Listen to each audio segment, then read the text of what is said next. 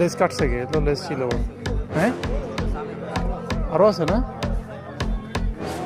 কই? ওগুলো তো বাচ্চা।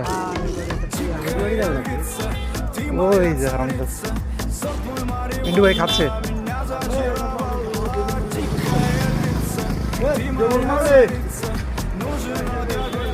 ওই যে আর কই? ওই যে এই যে আরেকজন।